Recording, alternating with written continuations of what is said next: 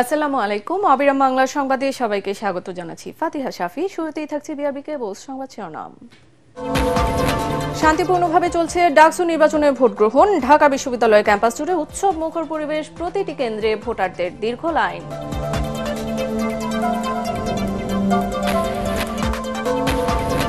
সুষ্ঠু ভোটের আশা ছাত্র দলের আবিদের, আচরণবিধি লঙ্ঘনের অভিযোগ শিবিরের সাদিকের। এখন পর্যন্ত ভোটের পরিবেশে খুশি জিএস প্রার্থী হামিম।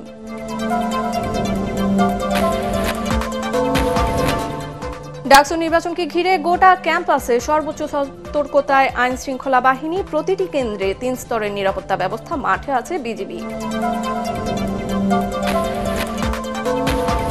ফরিদপুর 4 আসনের সীমানা পুনর্বিন্যাসের প্রতিবাদে ভাঙার 3টি স্থানে সড়ক অবরোধ। ঢাকা, খুলনা, ফরিদপুর, বরিশাল মহাসড়কে যান চলাচল বন্ধ।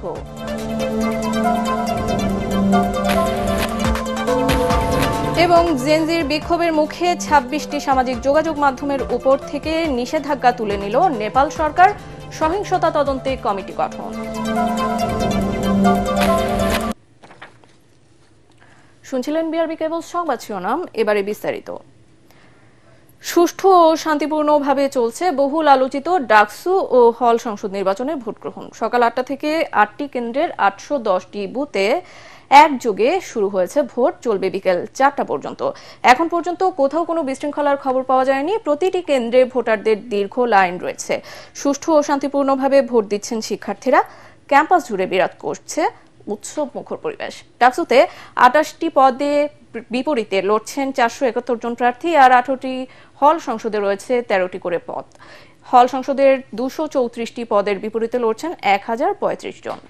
সকাল থেকে ভোট দেওয়ার পর নির্বাচনের পরিবেশ দেখে সন্তুষ্ট শিক্ষার্থীরা। কেন্দ্রভেদে 80 থেকে 90 ভাগ শিক্ষার্থীর উপস্থিতি রয়েছে বলে জানা গেছে।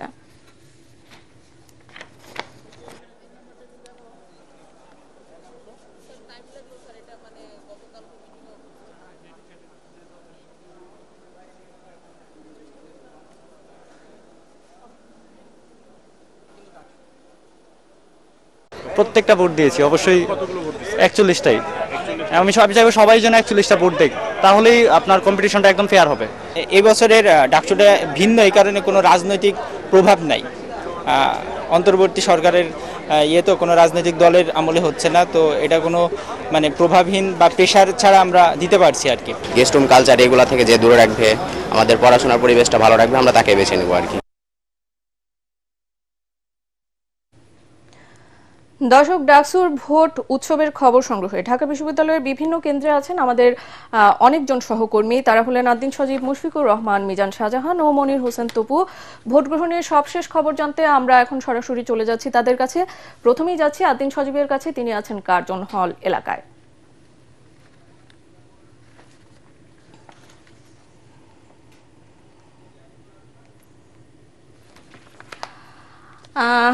আদ্দিন, শুভ সকাল আপনাকে।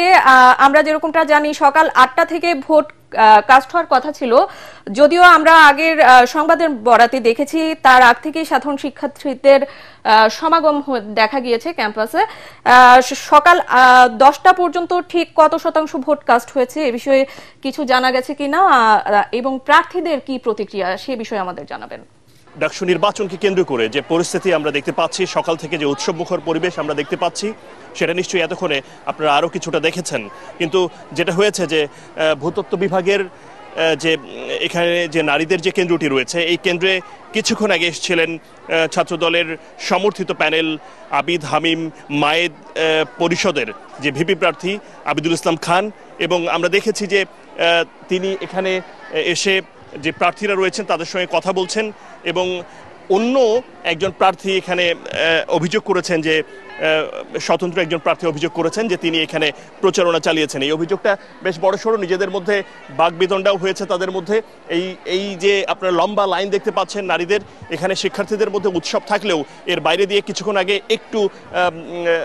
কিছুটা বিশৃঙ্খল পরিস্থিতি তৈরি হয়েছিল, যেটা নিজেদের মধ্যে, ঠিক নিজেদের না, দুই প্রার্থী, একজন স্বতন্ত্র এবং আরেকজন ছাত্র দলে, তাদের মধ্যে একটা কথোপকথন হয়েছে এবং সেই তর্ক বিতর্ক হয়েছে যে অপ্রত্যাশিত ঘটনা, এবং এই অভিযোগটা এর আগেও আমরা পেয়েছি।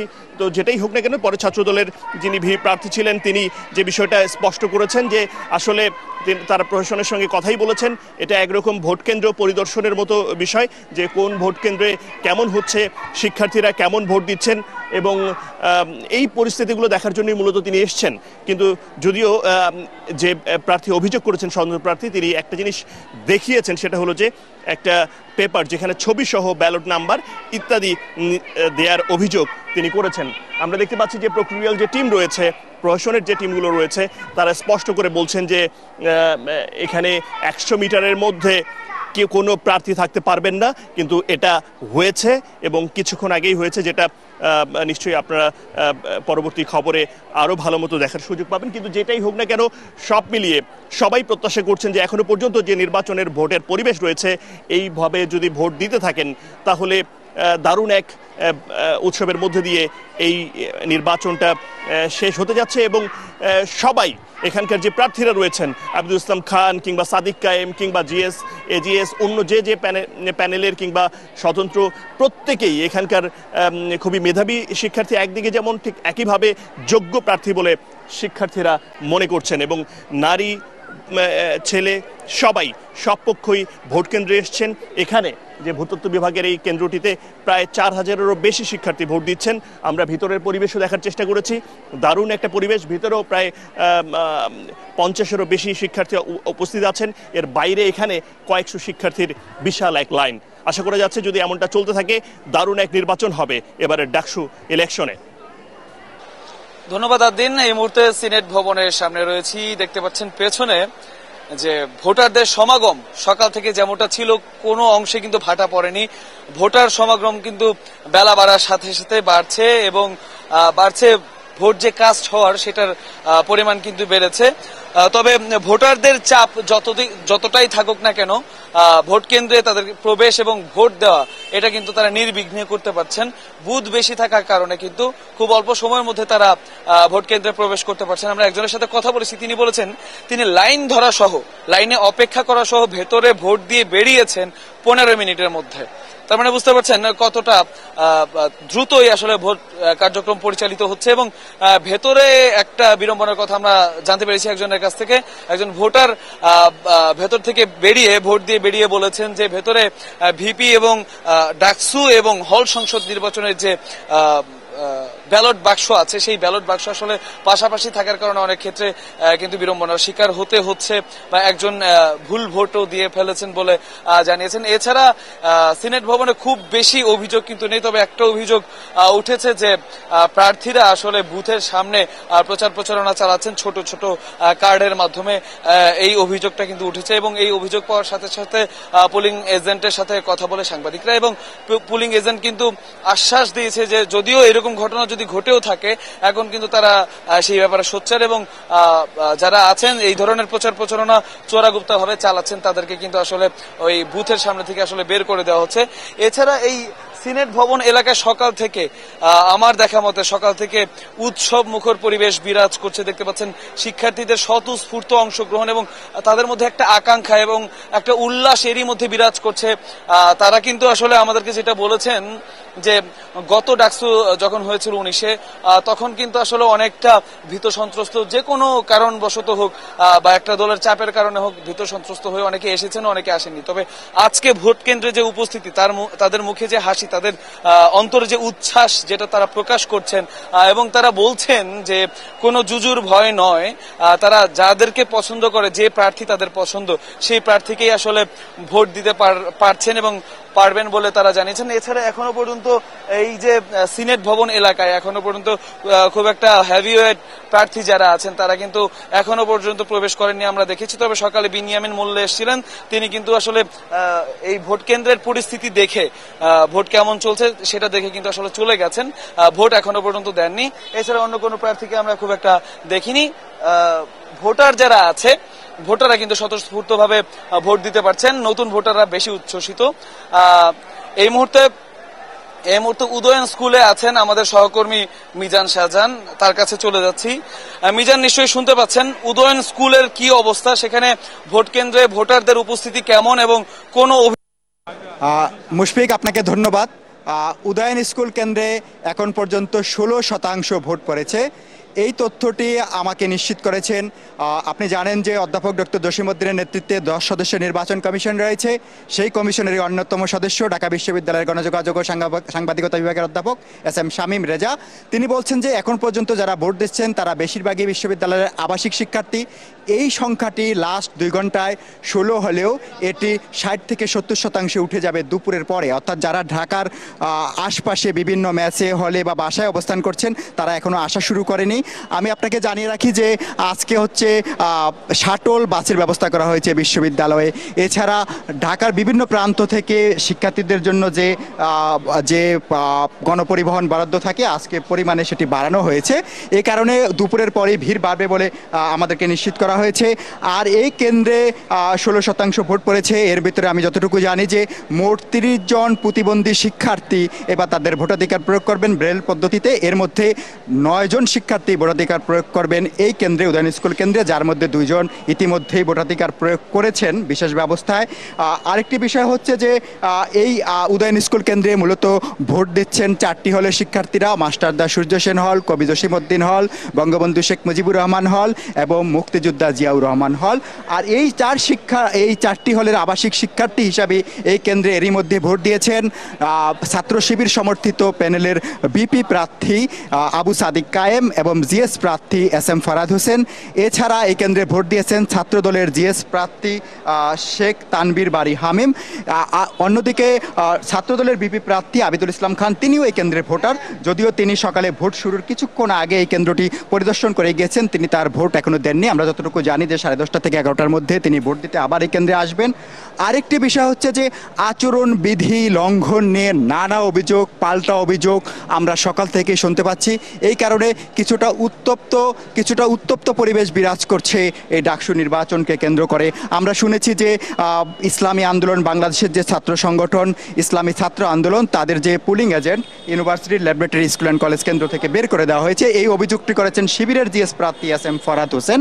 এই বিষয়ে নির্বাচন কমিশন বা বিশ্ববিদ্যালয় প্রশাসন নির্বিকার বলেও দাবি করেছেন SM ফরহাদ। আরেকটি বিষয় হচ্ছে যে আপনাকে আমি যেটি জানিয়ে রাখি সেটি হচ্ছে যে আবিদুল ইসলাম খান, তিনি ছাত্রদলের বিপি প্রার্থী, তার বিরুদ্ধে আচরণবিধি লঙ্ঘনের মারাত্মক অভিযোগ আনা হয়েছে।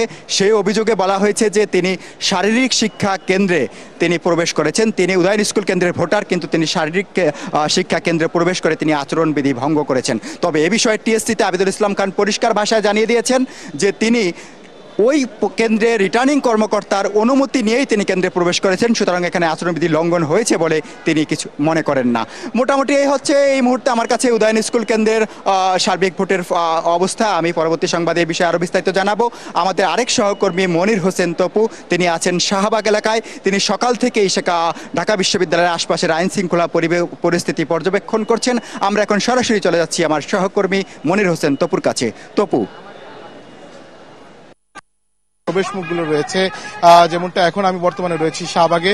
এই শাহবাগ দিয়ে আমরা যেটা দেখতে পাচ্ছি, যারা ভোটার তাদেরকে স্বাচ্ছন্দ্যে প্রবেশের জন্য তাদের পরিচয়পত্র দেখা মাত্র তারা প্রবেশ করতে পারছেন এবং অন্যান্য যারা স্টাফ যারা রয়েছেন ঢাকা বিশ্ববিদ্যালয় তারাও এখানে প্রবেশ করতে পারছেন। তবে কয়েক স্তরের এখানে নিরাপত্তা ব্যবস্থা এখানে জোরদার করা হয়েছে।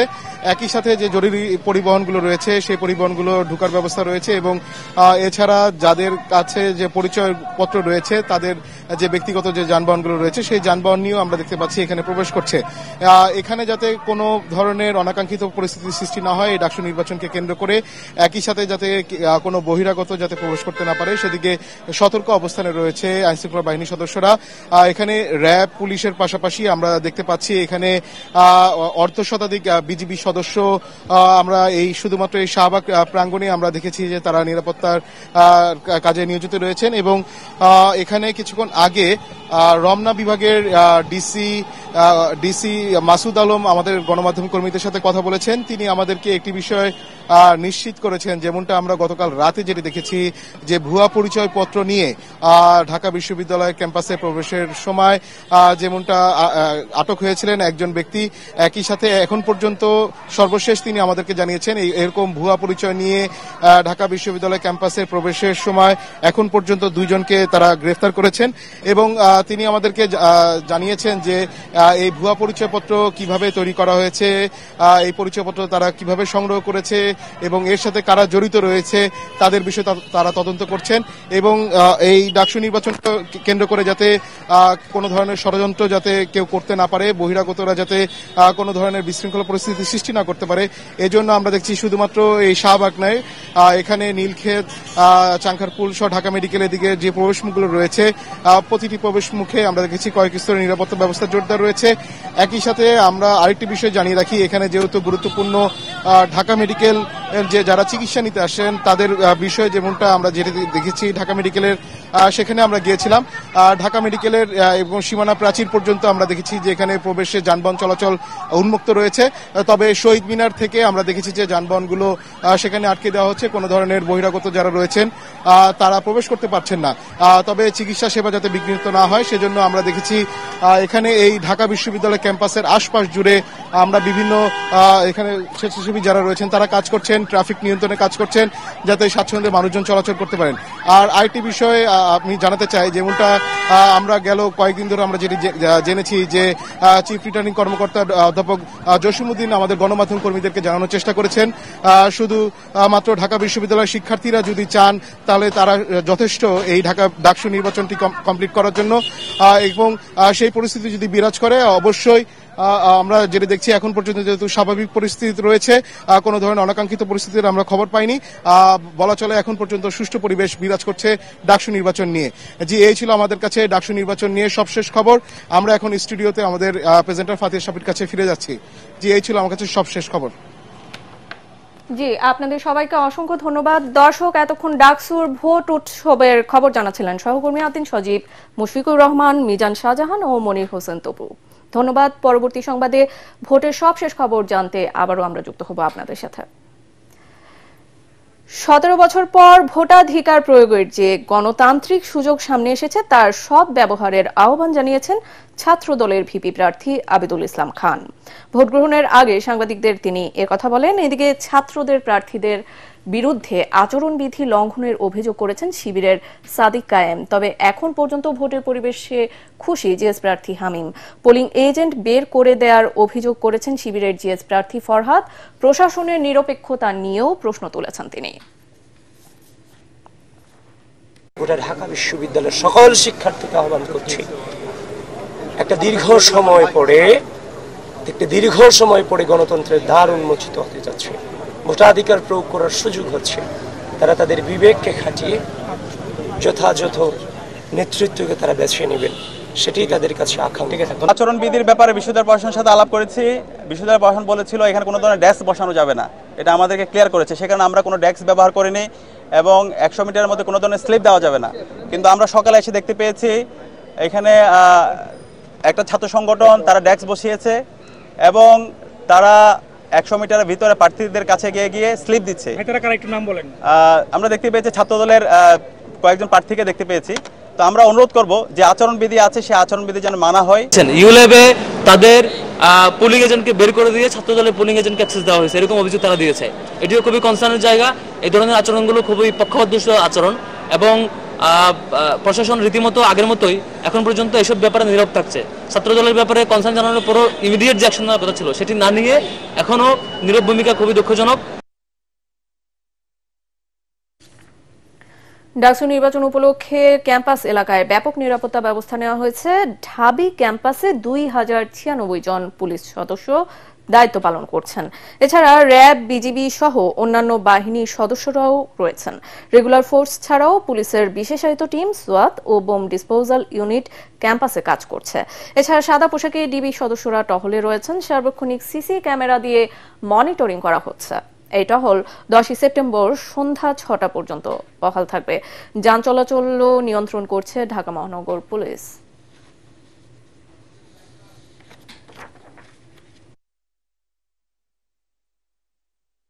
তো সব দিক দিয়ে খোলা আছে, এটা ঢাকা মেডিকেল সারা ঢাকায় যে কোনো দিক দিয়ে যাইতে পারবে, জাস্ট খালি ঢাকা ইউনিভার্সিটির ভিতর দিয়ে না গেলেই হয়। এটা আসলে নিরাপত্তার স্বার্থে এটা করা হয়েছে।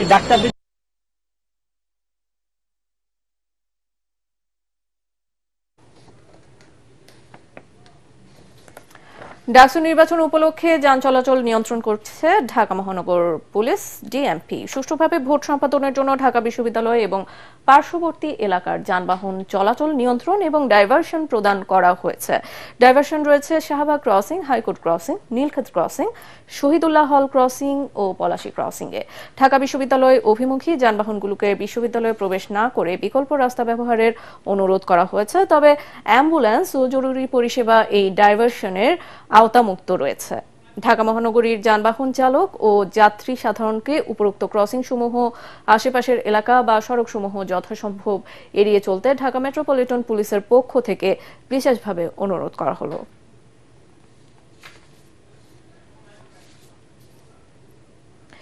এবার যাচ্ছি অন্যান্য খবরে। ভাঙ্গা উপজেলার 2 ইউনিয়নকে ফরিদপুর 2 আসনে অন্তর্ভুক্তির প্রতিবাদে ঢাকা, খুলনা ও ফরিদপুর বরিশাল মহাসড়ক অবরোধ করেছে স্থানীয়রা। ফলে মহাসড়কে যান চলাচল বন্ধ রয়েছে। সকাল 8টা থেকে ফরিদপুর বরিশাল মহাসড়কের পুখুরিয়া, সদরদি ও ঢাকা খুলনা মহাসড়কের গাছের গুড়ি ফেলে কয়েক হাজার বিক্ষুব্ধ মানুষ অবস্থান নেয়। সড়ক অবরোধের ফলে সকাল থেকে দক্ষিণাঞ্চলের 21 জেলার সাথে কোনো ধরনের সড়ক যোগাযোগ বন্ধ রয়েছে। ফলে দুর্ভোগের মধ্যে পড়েছে যাত্রীরা। স্থানীয়রা বলছেন, যতক্ষণ পর্যন্ত ফরিদপুর 4 আসনে 2টি ইউনিয়নকে পুনরায় ফিরিয়ে না দেওয়া পর্যন্ত তাদের এই আন্দোলন চলবে।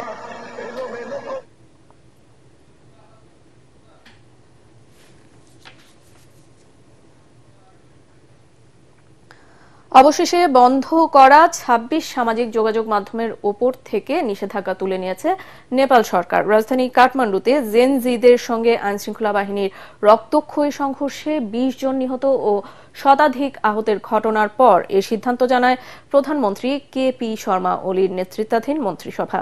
জরুরি বৈঠকের এক ঘোষণায় মন্ত্রিসভা জানায়, সরকার জেনজিদের দাবি মেনে নিয়ে 26টি সামাজিক যোগাযোগ মাধ্যমের উপর থেকে নিষেধাজ্ঞা তুলে নেওয়ার সিদ্ধান্ত নিয়েছে। সেই সাথে সোমবারের সহিংসতা তদন্তে উচ্চ পর্যায়ের তদন্ত কমিটি গঠন করা হয়েছে। এ সময় আন্দোলনকারীদের ঘরে ফিরে যাবার আহ্বানও জানানো হয়। এর আগে একই বিক্ষোভের জেরে পদত্যাগ করেন স্বরাষ্ট্রমন্ত্রী রমেশ লেখক।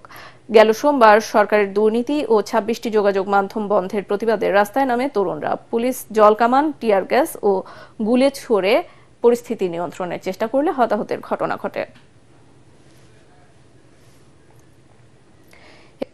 এবার আন্তর্জাতিক সংবাদ।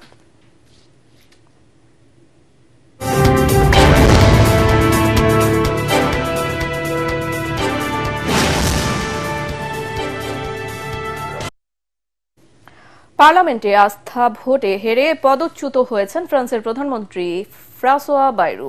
স্থানীয় সময় সোমবার অনুষ্ঠিত এ ভোটে তার বিপক্ষে পড়ে 364 ভোট। তার সমর্থনে ছিলেন মাত্র 194 জন। তবে 25 এমপি ভোট দানে বিরত ছিলেন। বাইরুকে মাত্র 9 মাসের মাথায় পদ ছাড়তে হচ্ছে। বাইরুর ক্ষমতা হারানোর কারণে সংকটে পড়েছেন প্রেসিডেন্ট এমানুয়েল ম্যাখো। 2 বছরের কম সময়ের মধ্যে এখন 5ম প্রধানমন্ত্রী বেছে নিতে হবে তাকে। জাতীয় ঋণ নিয়ন্ত্রণ পরিকল্পনার পক্ষে সমর্থন আদায়ের জন্য বাইরুর আস্থা ভোটের প্রস্তাব করেছিলেন। তবে আস্থা ভোটে হেরে তাকেই ক্ষমতা ছাড়তে হচ্ছে। এবার খেলার খবর।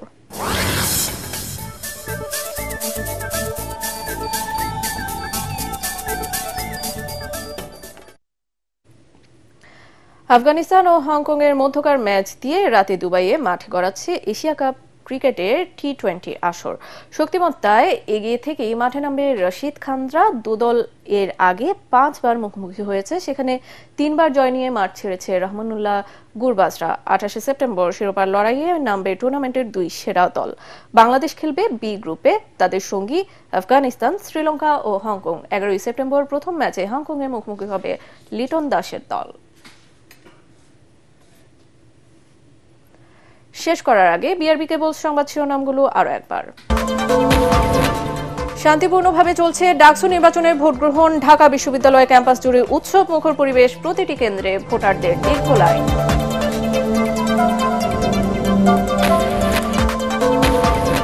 সুষ্ঠু ভোটের আশা ছাত্র দলের আবিদের। আচরণবিধি লঙ্ঘনের অভিযোগে অভিযোগ শিবিরের সাদিকের। এখন পর্যন্ত ভোটের পরিবেশে খুশি জিএস প্রার্থী হামিম।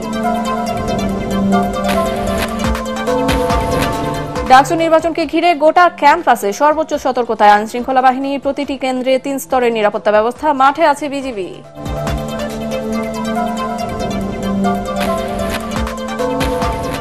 ফরিদপুর 4 আসনের সীমানা পুনর্বিন্যাসের প্রতিবাদে ভাঙার 3টি স্থানে সড়ক অবরোধ। ঢাকা, খুলনা, ফরিদপুর, বরিশাল মহাসড়কে যান চলাচল বন্ধ। এবং জেনজির বিক্ষোভের মুখে 26টি সামাজিক যোগাযোগ মাধ্যমের উপর থেকে নিষেধাজ্ঞা তুলে নিল নেপাল সরকার। সহিংসতা তদন্তে কমিটি গঠন। পরবর্তী সংবাদ দেখার আমন্ত্রণ জানিয়ে এখনকার মতো শেষ করছি। এটিএন বাংলা সংবাদ ইউটিউবে দেখতে ব্রাউজ করুন youtube/ATN Bangla News।